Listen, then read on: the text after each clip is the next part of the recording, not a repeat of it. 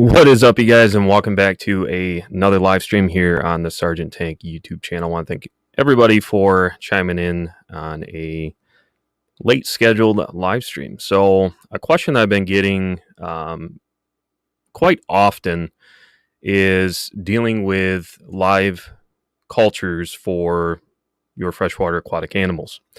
Over the years, we have cultured well over 12 different various species of various live foods for various types of offspring. And we'll focus a little bit later on here in the stream with regards to some of the others. However, the one that I've been getting a lot of questions on, and one that tends to be a bit more challenging than some of the other culturing methods out there, is Daphnia. So I have my notes here. If you guys want to follow along, you can pull up another screen if you're on your computer, if you're on your phone, what have you, and you can feel free to go ahead and follow along with me. But I went ahead and uploaded that. That was a question on the last live stream that I got here, was with regard to an article over at sergeanttank.com on the blog post. We do also offer at sergeanttank.com various live foods when they are available. So I know right now we don't have any current inventory with Daphnia, but I will be offering that here in the near future. So with that being said, let's go ahead and turn our attention to the chat. Feel free to go ahead and share this out if you would like. If you guys enjoy this type of content, go ahead and make sure that you guys are subscribed, put on those post notifications so you don't miss any future updates. And let's see here. So I'm going to go ahead and get to it. I have a little bit different setup, as you guys may have seen before. Before I get started and start going too far into this, I'm going to give it a few minutes here, maybe 2 or 3 minutes, and wait for a few others to join. I did schedule this about 30 or 40 minutes ago. But since we really haven't been here on the platform putting out content, I know with even individuals that are subscribed, older subscribers and newer subscribers, sometimes those notifications don't always go out through YouTube. So I will take your guys' questions once I am done with this. But like I said, right now, we'll just give it about 2 or 3 minutes, and I'll go ahead and get to this evening's topic. So, Anthony's fishy friends, hello. Thanks so much for popping in here. But yeah. So I hope everybody is doing well on this Sunday. I hope everybody is staying safe and healthy as much as possible, and focusing on whatever projects you have going on in your own fish keeping world. So we have definitely been staying very busy here, as some may be aware and some may not. We run over 140 active systems just indoors, and that does include outdoor stock. Typically work with roughly 40 to 50 various specimens and species each and every year. Some may be redundant. Just kind of depends on supply and demand and what we offer. But for anybody that's not aware, been dealing direct to consumer since 2007 when it comes to freshwater aquatic animals. So that's anywhere from live bears, harder to come by live bears, cichlids, rainbow fish, killifish, invertebrates, and the list goes on. So lots and lots of stuff, lots of options there. I do plan on offering more once we kind of get out of those peak times here with the winter months being based out of Michigan. Then I'll start offering a little bit more stock on there. But if you're not aware, definitely check out sergeanttank.com and make sure that you are aware of our shipping protocol that is in place for specific reasons. I've been shipping livestock for, at this point, well over 12 years. And it's all about the process. And right now, in the times that we're in, unfortunately, there is a slight increase in delays, and that's just the reality of it. But yeah, so it's all there in good practice, first and foremost, to ensure that the livestock gets to your guys' residence safely. So that's right now why we have those thresholds in place. However, There is orders that are still waiting to go out. So anybody is a part of that group, we appreciate the patience and the understanding.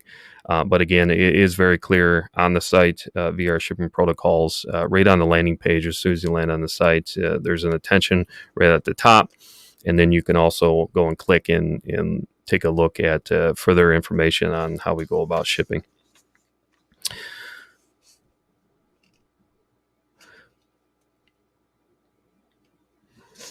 All right. So anybody is here right now, feel free to go ahead and share it out. I'll give it about one more minute, and then I'm going to go ahead and just get to the topic. Like I said, anybody now that's just kind of popping in here, I will be taking a look here at the chat and get to your guys' questions. I just want to run through this, and I really wanted to break it down in the most simplified way possible to ensure that individuals do have success when it comes to specifically culturing Daphnia. It can be one that can be a bit challenging versus other type of culturing methods. However, I'm very confident in the fact if you guys follow this method, you got to keep in mind, just kind of rewinding here, a little bit of background behind everything that I do is intentional based within the fish room. So I study many different methods, well over a year, sometimes 2 years before the information is even put out, especially when it comes to culturing live foods.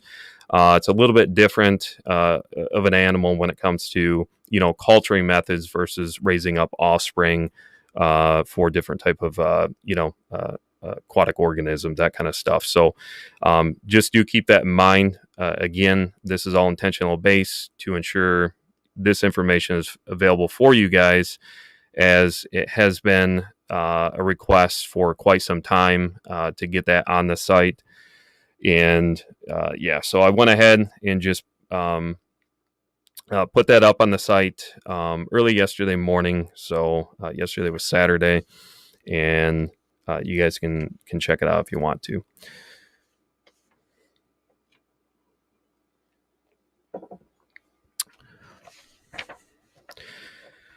So obviously, Daphnia is a great source when it comes to offering, not only from a nutrient standpoint, but also just from the standpoint of kind of set it and forget it. And as we kind of go through here, I'll try not to rush through this too much. Like I said, I will get to you guys' questions. If there's anything that was missed, or if you have any clarification that you need when it comes to this, I can definitely do that once I get through this. I did print this off so I can kind of follow as a guide, but this is the same exact article that I put out, like I said, yesterday at sergeanttank.com.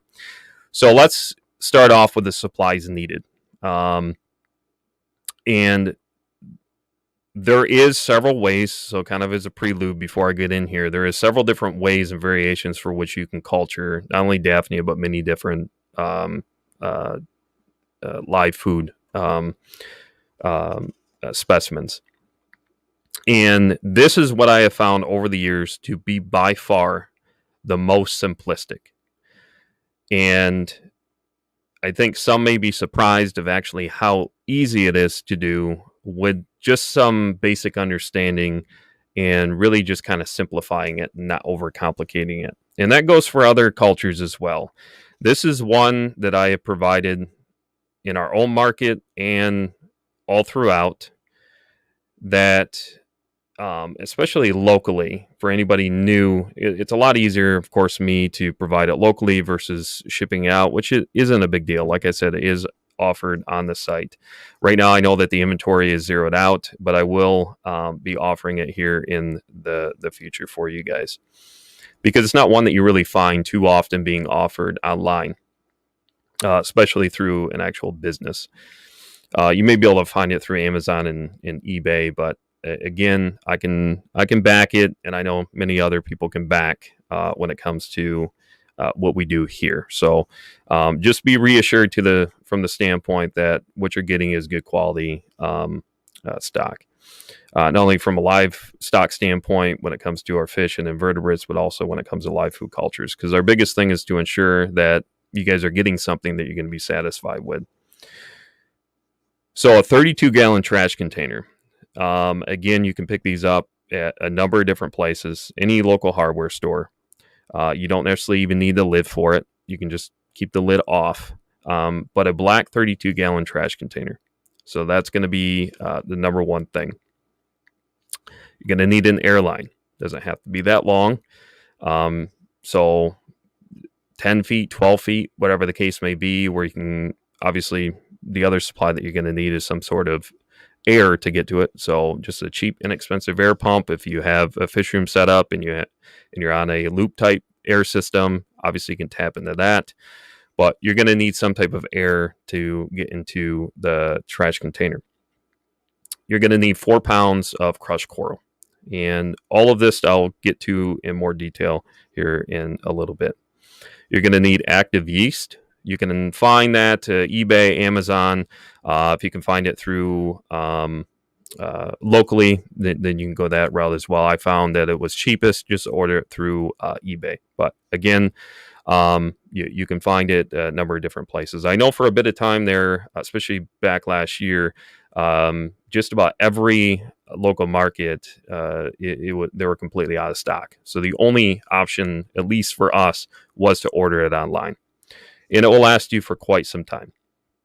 And you can get it in different sizes. You're going to need some sort of container. So like a 1-gallon jug, really any container to house the actual mixture for feeding the Daphnia. You're going to need a source for cycled aquarium water. You're going to need warm. So basically what I mean by that is just regular non-dechlorinated tap water. That is very important. Do not use a dechlorinate. So just regular, if you're on city, that's completely fine. Non-dechlorinated tap water. Needs to be warm. And again, all of this stuff, you guys, anybody just popping in here, I'm not looking at chat right now. I will get to you guys' questions, so bear with me. It needs to be warm to the point where you put your hand under it and it's not too hot. And again, I'll go in more detail. So what I'm covering right now, anybody just popping in here, is just the necessities needed before you even start the process.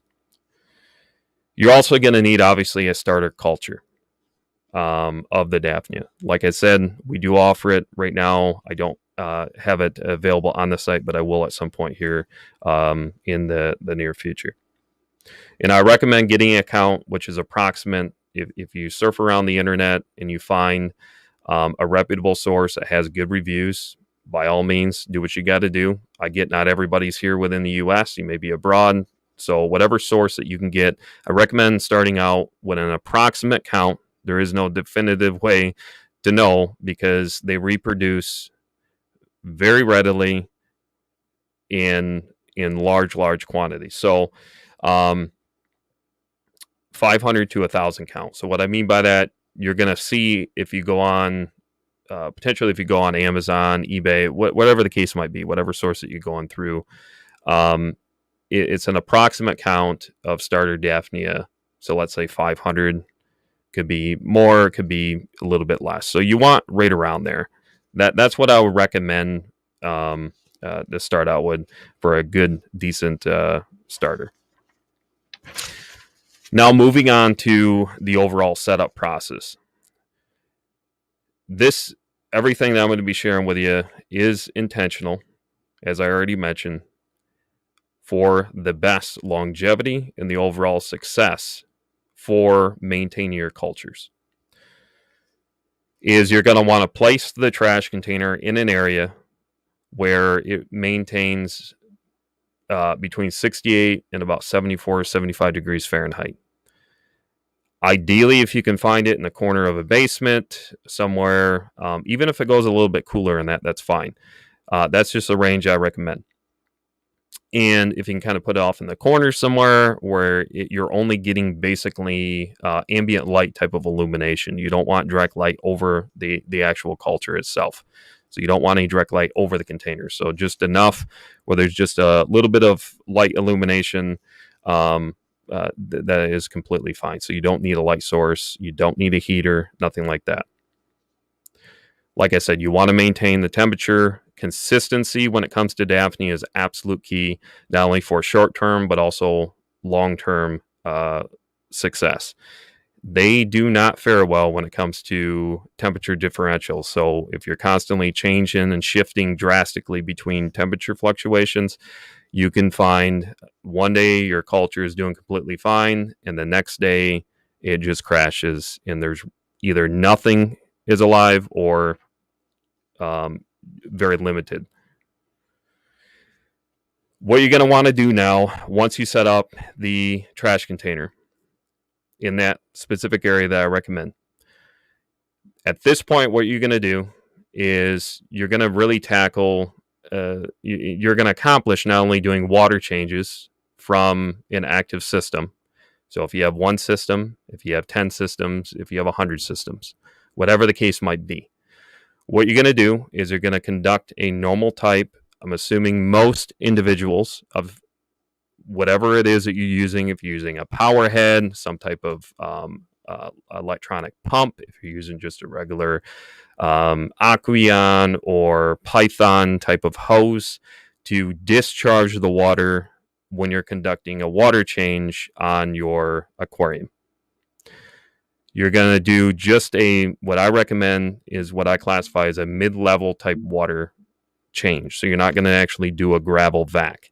The least amount of biomaterial that you can get into, biomatter that you get into that 32-gallon trash container, the better it's going to be. So you don't want a lot of additional bioload that is. So like detritus and that type of thing. That's why I just avoid doing at that time a gravel vac, just like wherever you're going to place the pump or siphon hose. Just, like I said, that's why I just classify it to keep it simple for you as a mid-level type water change. Obviously, going to put the discharge end of it into the trash container. And what you want to do is you want to fill that trash container. So if you have a smaller system, if it's like a 10-gallon aquarium that you're doing a water change on, hopefully you have a larger system than that. I'm assuming most people following my channel do have more than one system or a larger system, because ideally what you want to try to achieve is getting to about 70 to 75% in that 32-gallon trash container. You want to use the already cycled water from an established system, discharge into that 32-gallon trash container at about 70-75%. Doesn't have to be exact. Even if it's at 50-60%, you can still achieve it, but my recommendation for the best results is about 70-75%. So if you have to do water changes through multiple systems in order to achieve that, like I said, you're kind of accomplishing more in one thing here at a time, because not only are you conducting your water change, you're also getting ready to get your culture going of Daphnia as well. What you're going to do now is you're going to go ahead and add the 4 pounds of crushed coral. What that's going to do is a crushed coral is basically acting as your bicarbonate or your overall carbonate hardness of your KH level, which will ultimately stabilize your overall general hardness. So not only does it provide the appropriate levels of calcium distribution within that, but also maintain as a buffer. So again, it's a win-win, and it's a very easy way, in a very good way, long-term, to maintain stabilization for your Daphnia culture. You just line the bottom of it, like I said, 4 pounds. Now what you're going to do is go ahead and just top off with water, just regular tap water, non-dechlorinated tap water. Just fill the rest of the 32-gallon trash container up to about 2 or 3 inches from the top. You don't want to fill all the way to the top. Just like I said, about 2 or 3 inches from the top is plenty sufficient. So you're just topping the rest of that off. Go ahead and add, you don't need an air stone. I actually recommend you don't use an air stone. So if you need to use some type of weight, like a clay pot or a piece of slate, and tie it around, however you can safely use, obviously, what common sense, make sure you're not using something that's a weight that's going to leach any type of toxins within the system. So as long as it's a non-toxic type material, you're fine, whatever you want to use. You got to use some ingenuity there. I just use you can go to the dollar store and get like a one of those terracotta pots. They're small.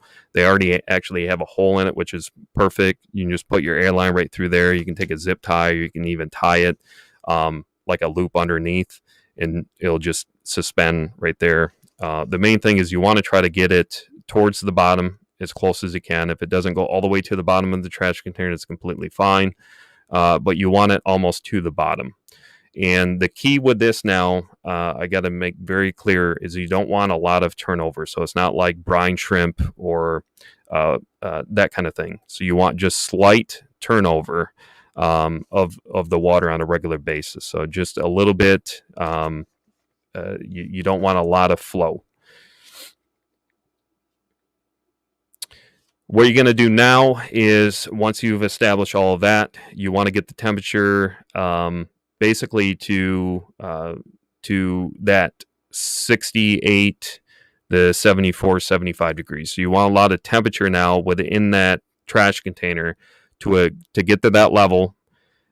In the meantime, what you're going to do is you're going to take your starter culture, assuming at this point, I actually advise you already have all of this ready to go. And let's say you're setting it all up at the same time, that's completely fine. So let's say now you've obtained your Daphnia. Most people, if they're shipping Daphnia, the way that we ship it, by far the most effective way, is just like I'm going to ship fish, is within a fish bag. So whatever type of source that you're receiving your Daphnia in, you're going to go ahead and float it within the now, I'm not going to get into breather bags and that kind of stuff. An easy way, if it's a breather bag you happen to get the culture in for whatever reason, I'm not going to go into the reasons. I'm not even a fan of breather bags to begin with, but let's say hypothetically you do have a breather bag. Very easy. Take a dip and pour. Take some type of other container where that breather bag isn't necessarily making direct contact with the water. Basically, you're creating a breakage between that, but as long as it's floating in there, the key thing is you want to get that Daphnia, that starter culture, before you even introduce it into the container, at the exact same temperature as the container. So I'm assuming most individuals have some type of thermometer. If you don't have an infrared thermometer, I definitely recommend that you guys get one. They're very inexpensive. You can pick them up at Tractor Supply, Harbor Freight. You can get them online even. Sometimes you can find them for like $10.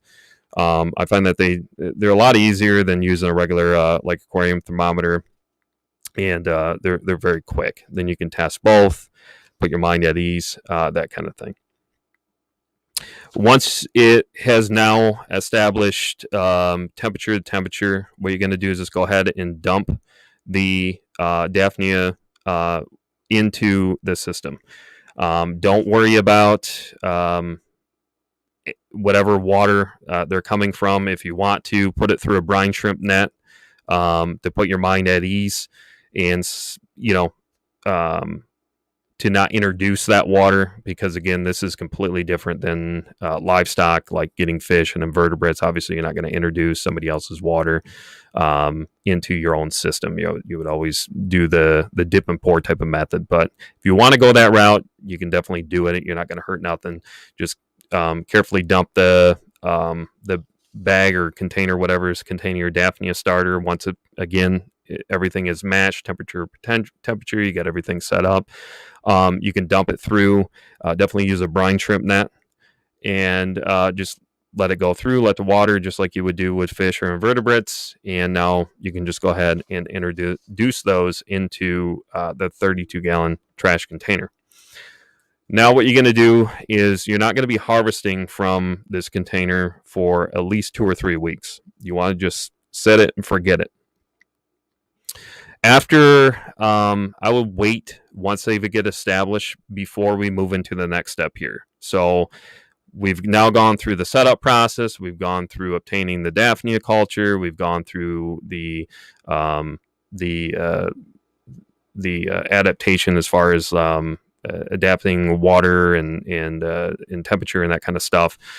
We've already covered that here. Now you're going to be moving on to the point, when do I start feeding the Daphnia? So what you're going to do is I will wait an hour or two. You can just take a flashlight, a light source, check on them, make sure that they're doing well. You're going to now need to move into the part, and this is where it's very important for the longevity of the Daphnia. Daphnia obviously need to feed. We have videos. I've talked about this. There's many different alternatives that you can use when it comes to feeding. So I'm about the only one I've ever heard of use wheatgrass. You can use wheatgrass. You can use spirulina. By far the most effective one for longevity wise is going to be active yeast. Now, again, to prepare that active yeast, that's where we're going to be rewinding back here to the beginning of this talk, is you're going to need some sort of container so you can put it in the fridge. That's why I recommend like if it's, if you cut part of the top off, there is no perfect science with this. So you just need some sort of container, ideally right around 1 gallon container, to maintain the prepared active yeast for your continual feedings. So let's just say hypothetically you have a milk jug, just a plastic milk jug. That's what you're going to use. Just go ahead and rinse it out good. Before, don't use soap, don't use water, nothing like that. Just take warm water, rinse it out, shake it around, dump it out, make sure it's clean. There's no residual milk or anything in there. What you're going to do now is take the active yeast. This is very important. You're going to take you're going to take a quarter cup of active yeast. Before that, you're going to fill up that container with, you don't need to fill it all the way to the top. You're going to fill it with pretty warm water to the point where you can't really put your hand under it. It's just going to burn you. So you don't need it scalding hot. It's almost like bath water, maybe a little bit more warmer than that. And this is a very, very important part that I find oftentimes when I've offered these to other hobbyists in my market that they fail at, is when it comes to the preparation for the active yeast. And quarter cup per 1 gallon, quarter cup of active yeast, 1 gallon of the water, non-dechlorinated water, just regular, if you're on city, just city tap water. And you're going to mix it, try to dissolve as much as you can. Obviously, if it's in a gallon jug and you don't cut the jug down to where there's a larger opening, which you don't have to do that, you just put the top back on and shake it up really good. That's plenty sufficient. Wait 10 minutes, repeat that process. So whatever gallon equivalent container you're using to house your prepared food for the Daphnia culture, you're either going to stir it or shake it. I think you guys get the point. Let it sit for 10 minutes, repeat the process. Let it come completely to room temperature. Go ahead, put that into the refrigerator. I wouldn't actually feed until it has stayed in the refrigerator for a few hours and basically got down to temperature, of 38, 40 degrees, let's say, of your refrigerator. What you're going to do now is take 1 cup of the 1 cup of that prepared food, mix it up first. I got to make that very clear. You don't just want to dump it into a measuring cup and dump it in there. You want to mix it up, let it recirculate through the water. Make sure you get that mixture, because all of that is going to maintain that at the bottom. So you want to make sure that you mix it up really well. Use just a 1 cup measuring and dump it in there. Just dump it straight into the container. You don't need to mix the container up. The key with Daphnia, for longevity is maintaining just a slightly cloudy water. You don't want it too cloudy and you don't want it too clear, because they're water column feeders, Daphnia. After about 2 or 3 weeks, what you're going to do is then you can begin the harvesting. So also in my article, I talk about the importance of redundancy. I've talked about that many times here on the channel over the years, not only from the standpoint of when it comes to breeding and raising up fish, but also when it comes to culturing. The more of these you have established, the better. Like I said, it's that simple. And you never heard me once up to this point. And one of the biggest misconceptions is people think that they need to do water changes on Daphnia. Everything that I've mentioned to you, I've had running for years. Not one water change, not one top off. You may be asking yourself, well, how do I top it off when it just, dissolve over time, when it just evaporate over time? Every time you're feeding that. So let's say once that culture really starts going, and again, it's very subjective because it depends on how often you're using out of that culture. That's why I said redundancy is key. If you have 2 or 3 of these going, you're going to rotate. You're not going to keep harvesting each day out of the same one. Go to the next one, come back to the first one. And just from that standpoint, that's why I said it's important. If you have more than one of these going, perfect. But every time you fill up that trash container with that prepared food, you're ultimately topping it off. Because guess what? The active yeast contains water, non-dechlorinated water, which if you go back to the beginning, is within the setup process.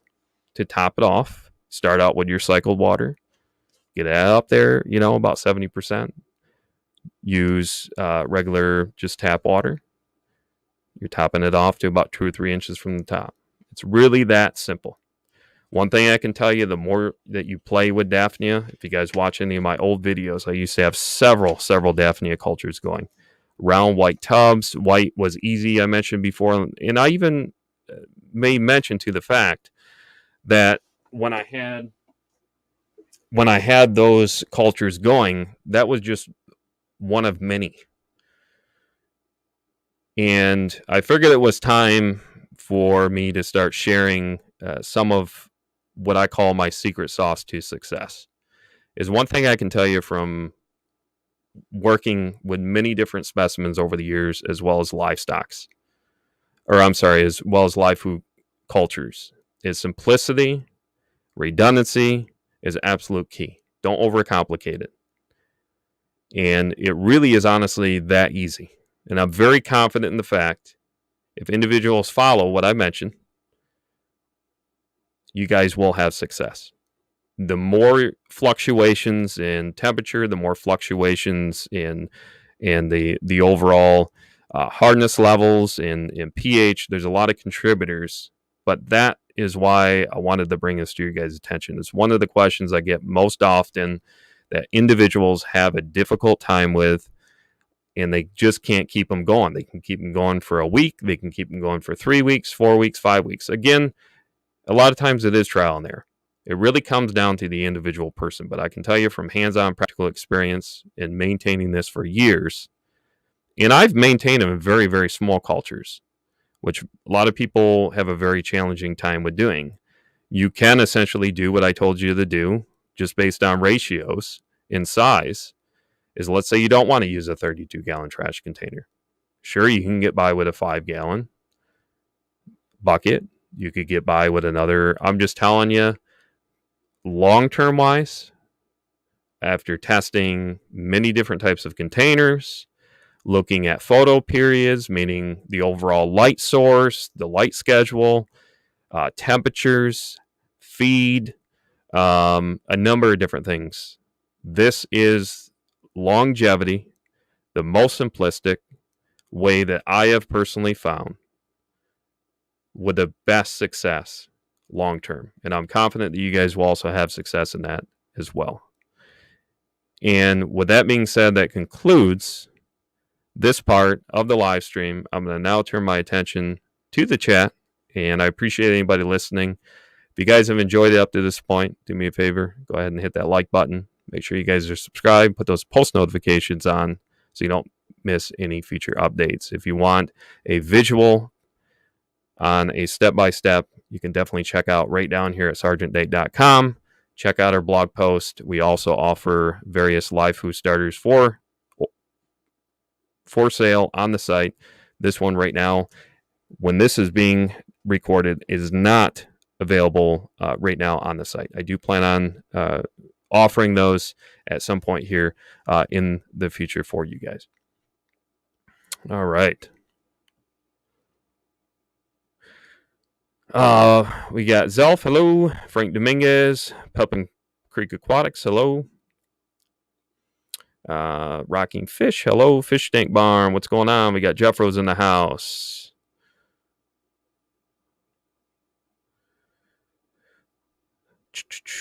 All right.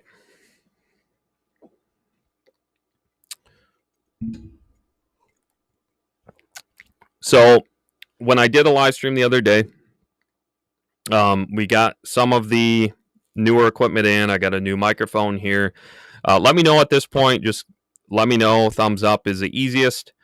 And yeah, with that being said, let me know if audio and video is good. I did play back the last one, and there was a lot of popping in the sound, so that was telling me that it was peaking. So hopefully this is set. It's set in auto mode right now, so hopefully it doesn't spike. So you're not going to be getting that popping, peaking sound, and that is completely that can be definitely an annoyance. So let me know, if I get a majority of folks giving a thumbs up that video and audio is good.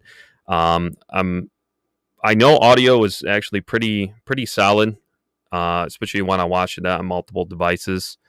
And the last time I did one of these here in the studio, and I am getting over.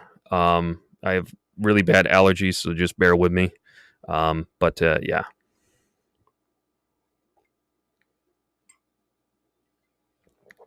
You do not need to feed green water, no. Nope. Everything that I just mentioned, anybody that's just popping in here, like I said, I just released yesterday morning for you guys. It's one of I have lots of articles I just need to put onto the site once I find time to do it on a number of different things. And I figured I might just put something on there for you guys. You can definitely check it out. Like I said, at sergeanttank.com. Go up to the section under blog post, and it will be available for you guys. So you can read through everything. Just follow it step by step. I do not recommend deviating away. That's why I put these articles out for you guys, because this is stuff I've tested for years.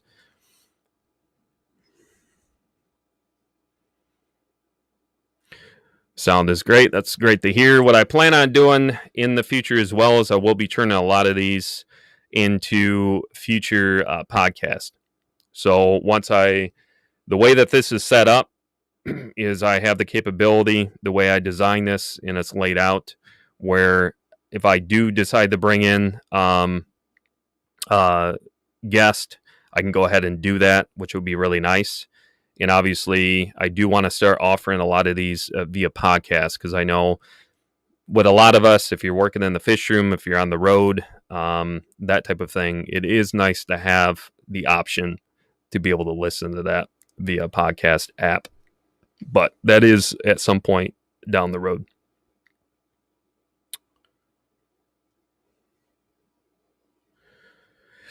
Yeast does not smell. No, you're going to use active yeast. And like I said, just follow the step by step, and there's no issues with it at all. You just want to maintain it in a refrigerator. Keep it cold.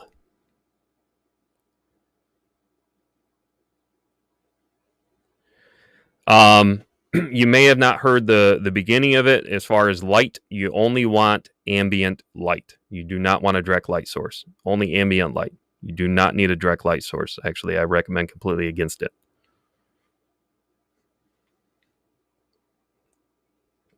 So whatever type of overhead lighting that you have in that area, that's all plenty sufficient. Plenty sufficient.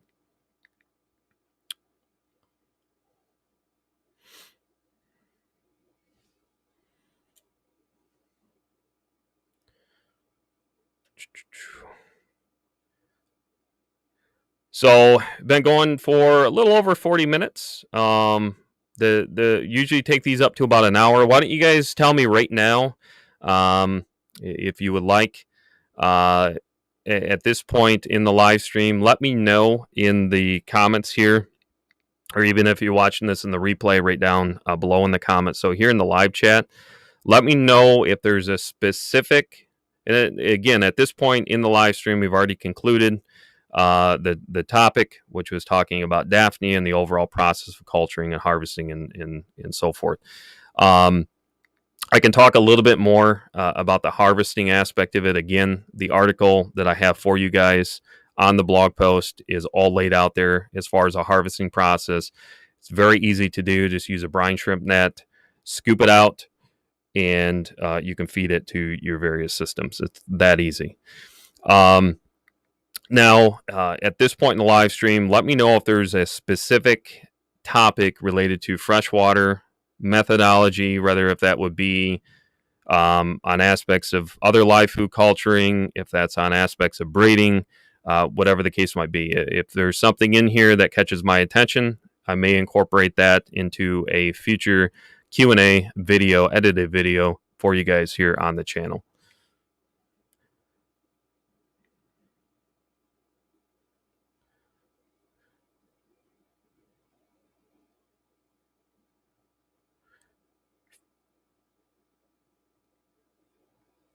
You do not need to. That is a great question as far as the gut loading.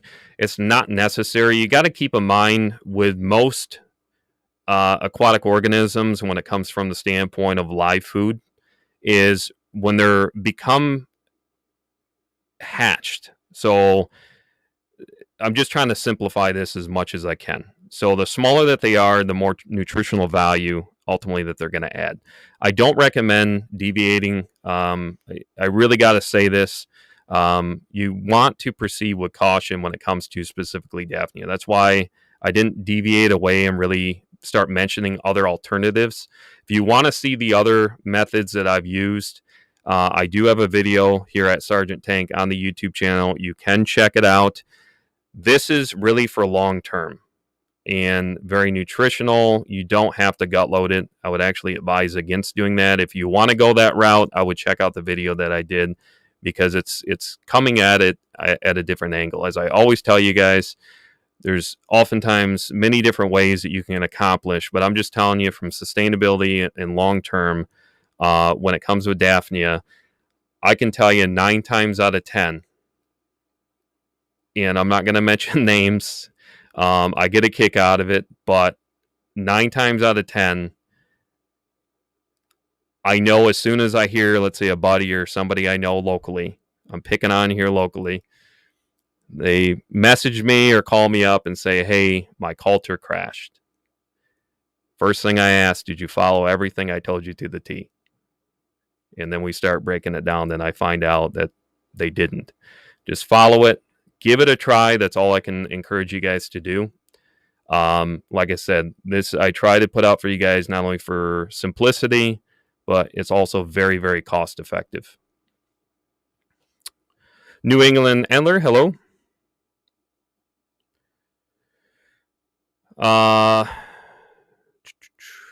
Not sure if you're referring to vinegar eels. We do offer. Like I said, you guys, I have worked with well over 12 various aquatic organisms when it comes over the years when it comes to live foods. Many different live foods. The ones that I use within my fish room as ultimate go-to staples for all of the various very, very small offspring to sometimes a little bit larger offspring. That's going to be brine, live brine, Daphnia, white worms, microworms, vinegar eels. That's it.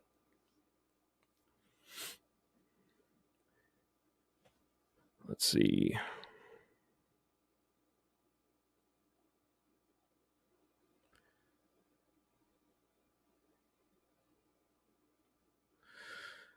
I was raising Daphnia outside. Great until temperatures. Exactly. Yep. I've done, like I said, you guys, I've done it all. I've done it outside, done it find best. And it really comes down, it's very subjective because it comes down to the climate you're in. So, of course, the climates are going to change. That's why this really, I feel, no matter where you're at, as long as you can kind of maintain uh, consistency with temperature. That's why if you have a basement, if you don't have a basement, you can, that's where you have to kind of use some creativity and your own ingenuity, just from the standpoint of figuring out an area, no matter where you're at, to maintain consistency of that temperature. My best recommendation that I have for you guys is 68. You can even go down like 65, but I recommend 68 to about 74, 75 degrees all year round.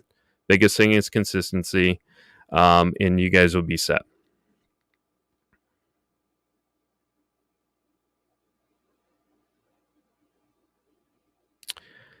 Will not be shipping. No, that's why I haven't followed up with you. That's a great question, but no, I mean it's going to be getting down cold to about 15 degrees. If you guys are not aware, I've been shipping livestock well over 12 years. One of the biggest things that we're known for here at Sergeant Tank is our shipping policy and our shipping protocol. I have implemented many different methods over the years, and I can tell you without going in and nerding out on the science aspect of utilization of heat packs and how they're incorporated. I've tested out a lot of different stuff. And my biggest concern is with the potential of delays. Unless I start offering next day shipment, and at this point, it's from a business standpoint, it may be forcing me in that direction to be utilizing next day. And the cost on that are going to be much more than what they are now. I will say that. But then that's the only way I'm going to be able to back it up. And not only from a business standpoint, but from a hobbyist standpoint, my biggest thing that I always try to drive home is I want to ensure that first and foremost, whatever we're shipping out livestock wise, whether if that's plants, live food, starter cultures, invertebrates, fish, whatever the case might be, that they get to your guys' doorstep safe and sound. That is my number one mission. We can bend the rules. We can take a risk. I have shipped well under 15 degrees Fahrenheit with no issues. But again, at this time of just wanting to take the risk, I'm just not going to do it. And I get the frustration. I myself, years back, and I'm not going to mention the names and the sources, but there's only one source. This goes way back before when they really just started introducing from wholesale to direct to consumer, like we have been doing since 2007. Is the same practices, best practices when it comes to shipping. I guess that's the easiest way I can put it. I've seen a lot of, just not turning out well. And obviously from a reputation standpoint, I don't really want to deviate, and I can't deviate away from, really holding true to maintaining that protocol. Like I said, I have been checking. It's as frustrating for us from a business standpoint as it is from a consumer point of view. It definitely, I mean, it doesn't help us. It's not going to help anybody in the end when we have those in place, but they're there in place for a reason. I've seen way too much in the last year. We have shipped out hundreds of livestock last year, and we are very appreciative of that. And out of all of those, there was only two, and not all of them, but two where multiple livestock shipments, multiple livestock specimens going out were DOA. That is our reputation. That's really what I want to maintain. Hopefully that makes sense. And I definitely appreciate the patience. At one point this past week, when I was looking at the projected forecast, not only here in Michigan, but also understanding the commute and in the flow of knowing where they go. That's one thing of the back end of it that I'm not going to talk about here, but understanding how zones work and where they go. So to give you an example, I've had a shipment from, let's use California, for instance. I've had a shipment go to Indiana at the same time. The one got to California before it even got to Indiana. So again, it all really is based on zone, in kind of how it goes through that entire process. But yeah.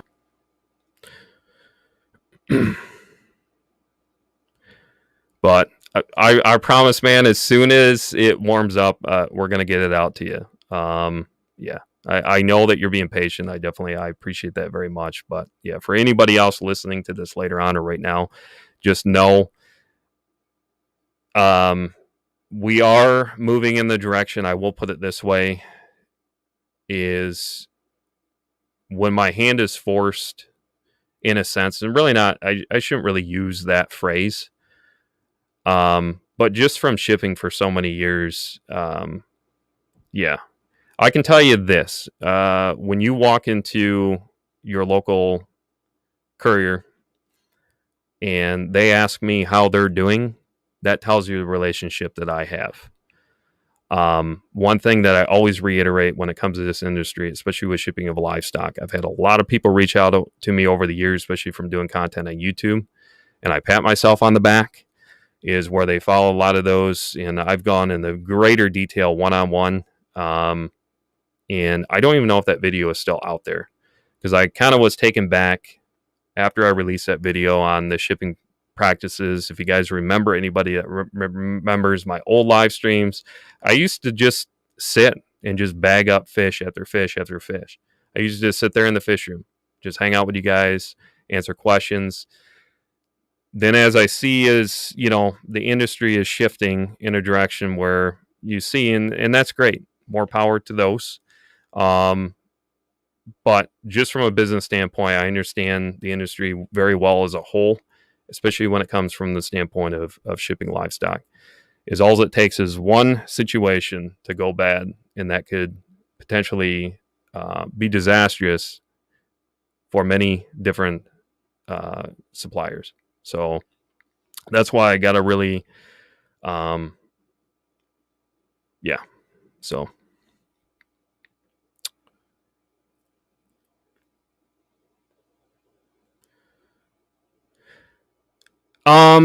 it depends on how much. That is a great question as far as the chloramine. I can tell you right now, without looking at your area, if you feel comfortable, don't tell me your specific location. But if you're in the States, if you feel comfortable, tell me the state that you're in. And even then, it's going to be subjective. I've had one-on-one conversations many times over the years, and really drove home the importance of understanding your municipal water report, your treatment report, especially if you're on a city water like we are, is understanding those reports and understanding if there's any type of additives like chloramine and that kind of stuff. So it really depends on the amount. But I can tell you, adding dechlorinated water, you're in Canada. Yeah, unfortunately, I'm not gonna be able to help you there in understanding. But I can tell you from this, I have used dechlorinated water. One thing I'm gonna recommend is if you can age your water versus using the dechlorinate. Age your water. I would recommend that. So if you have this is what I would do if I was in your situation. I've done it both ways, but if you want to have the best success, this is what I would do. I would age your water if you can do that. Because you got to keep in mind, all you really need to do is focus on that initial topping off. So maybe in your situation, instead of doing the 60-70%, maybe do like 90% water change in your system. Hopefully you're tracking with me. And really just do all. You can definitely just do all. I've done it that way as well. So as I'm playing this out in my mind, knowing from Canada, that's what I would recommend doing. Do it that way. Don't use any. Now, when it comes to the food, go ahead and let your water sit out overnight. Don't add a dechlorinate. So fill up some sort of container that you can use in preparation um, for that gallon container, melt jug, what have you, and let it just age. That's what I'm going to recommend. Just let it sit out and to make sure it's not capped, and even a day or two. Um, and now the issue is you're going to have to heat it up. What I'm trying to get you to avoid is adding any type of dechlorinate immediately.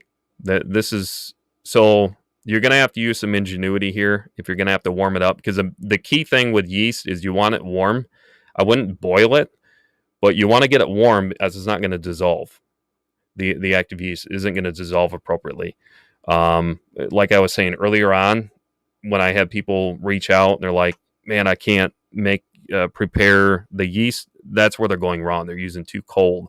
So room temperature isn't going to be sufficient. You're definitely going to want to get it warm to the point where you can't, really touch it. So you don't need it scalding hot, but you definitely are going to need it warm.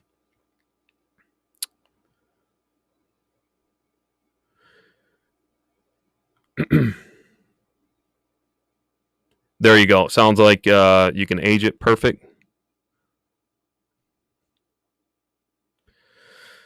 All right. We have about 4 more minutes, you guys. So like I was saying earlier on, if you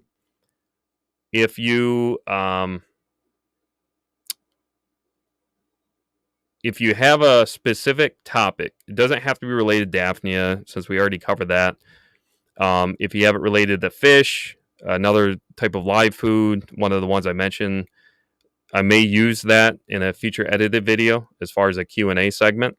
So let me know here, or if you're watching this in the replay, let me know down below in the comments, and I may utilize that question and go into more detail in an edited video at some point in the future.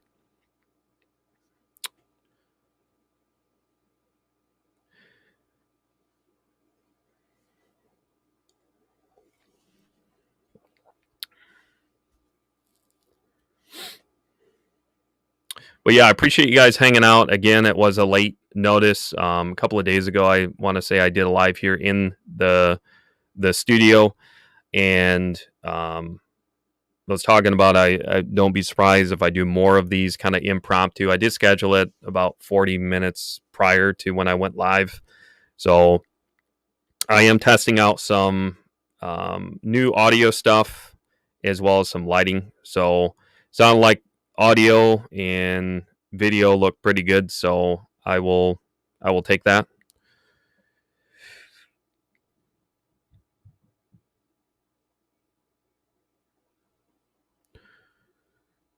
Adam Media to raise Daphnia. That I have not. Adam Media. Let me grab the phone.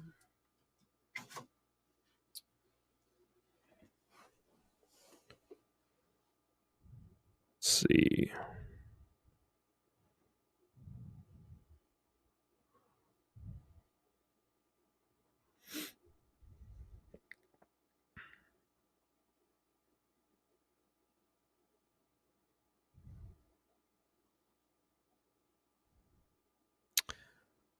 I'm looking at the chat from a distance, so hopefully I'm reading that right.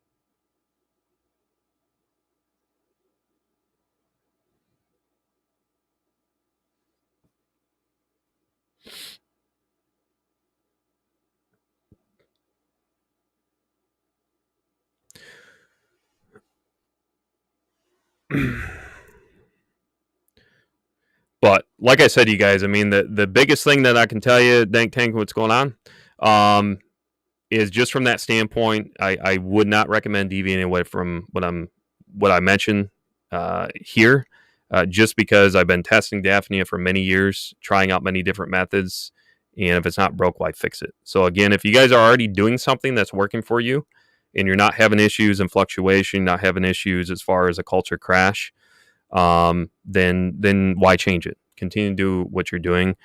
But yeah, so if you can, maybe Scott, if you can just maybe uh, um, uh, mention. It looks like, I don't know. Is that an acronym? Right? Are you referring to ADA? Um, yeah. Maybe I'm just misunderstanding the question.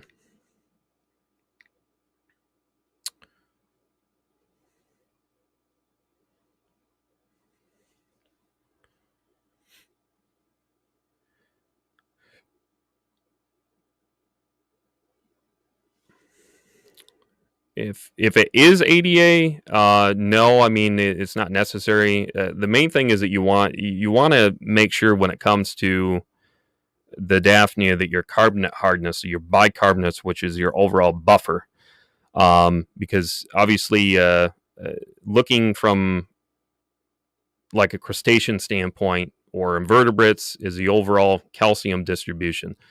So I've always, my rule of thumb, most within reason, is 1 pound of crushed coral per 10 gallons of water. So aquarium or tank water, in this case, the container water, is 1 pound of crushed coral. After about 18 to 21 days, you're going to find a buffering component where ultimately will kind of neutralize and stabilize, and it'll last that way. So I don't use wonder shells. I don't use eggshells. I don't use any other source. And that goes for any invertebrates, and they do phenomenally well. Obviously, you're supplementing when it comes to certain foods that you're feeding, if it's shrimp, other type of invertebrates, but like with Daphnia, from a crustacean standpoint, that's what I recommend. So yeah.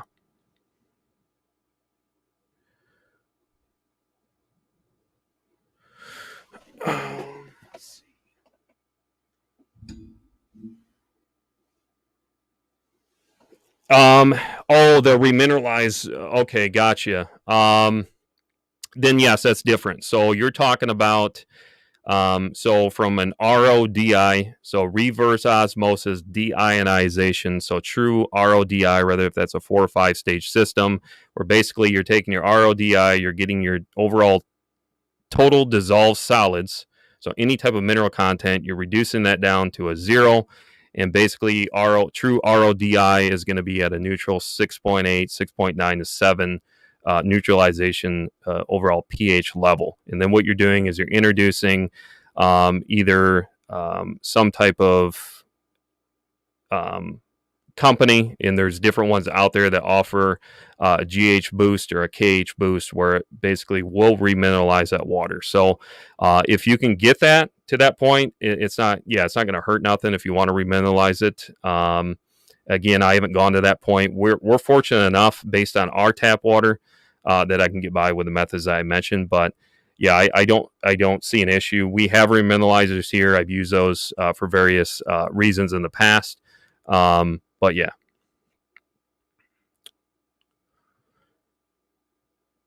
But yeah, I didn't recognize the acronym.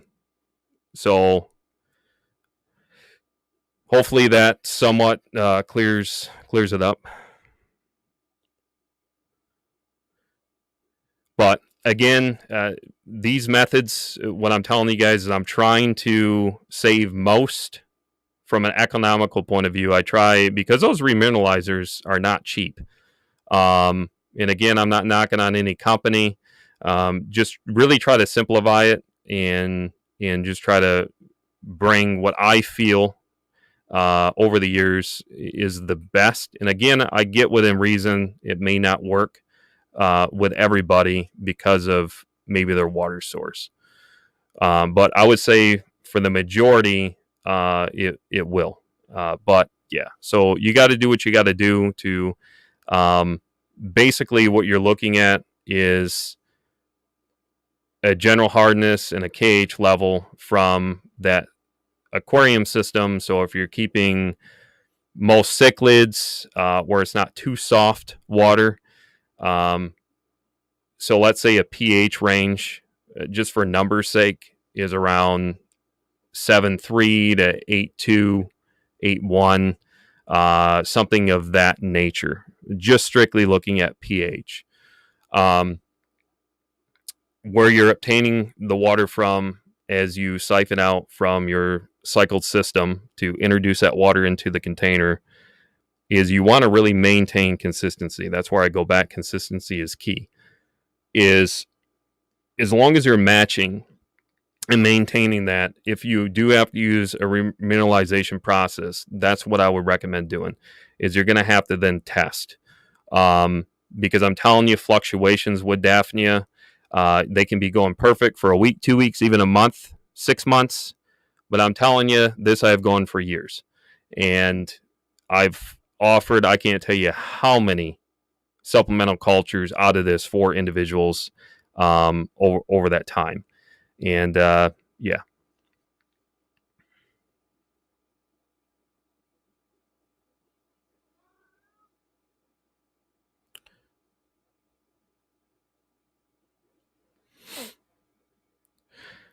All right, but great questions, you guys. We are about 6 minutes over the hour mark, so I'm going to go ahead and wrap that up here. I appreciate you guys so much for joining in. Hopefully, you took something away from this.